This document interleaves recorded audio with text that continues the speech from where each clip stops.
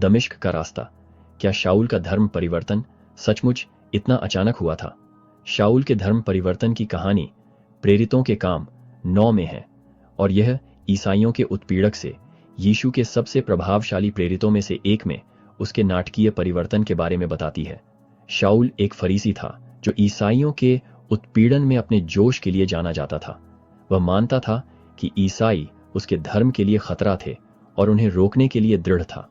उसने महायाजकों से दमिश्क जाने और वहां मिलने वाले किसी भी ईसाई को गिरफ्तार करने की अनुमति मांगी।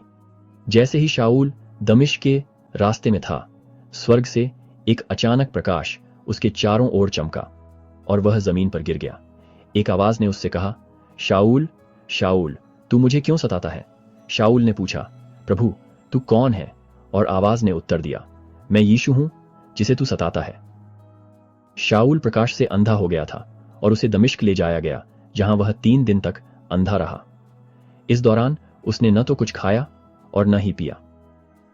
इस बीच दमिश्क में हनन्याह नाम के एक शिष्य को प्रभु ने एक दर्शन में शाऊल के पास जाकर उसकी दृष्टि बहाल करने का निर्देश दिया।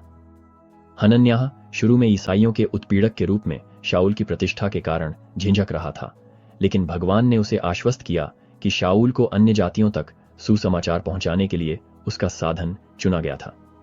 हनन्याह शाऊल के पास गया, उस पर हाथ रखा और शाऊल की दृष्टि बहाल हो गई।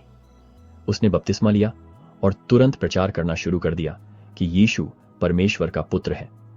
शाऊल का धर्म परिवर्तन वास्तव में अचानक हुआ था, लेकिन यह बिना तैयारी के नहीं था।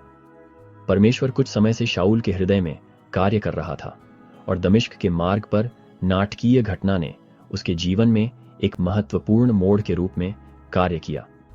यह ईश्वरीय हस्तक्षेप का एक कार्य था जिसने शाऊल के दृष्टिकोण और उद्देश्य को मौलिक रूप से बदल दिया। जबकि घटना अपने निष्पादन में अचानक थी, यह शाऊल को पश्चाताप और परिवर्तन के स्थान पर लाने की ईश्वर की योजना को दर्शाती है।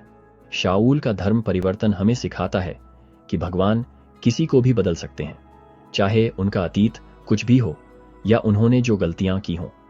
यह भी दर्शाता है कि भगवान अपने उद्देश्यों को पूरा करने के लिए अप्रत्याशित तरीकों से काम करता है और यहां तक कि सबसे नाटकीय परिवर्तन भी उसकी योजना का हिस्सा है।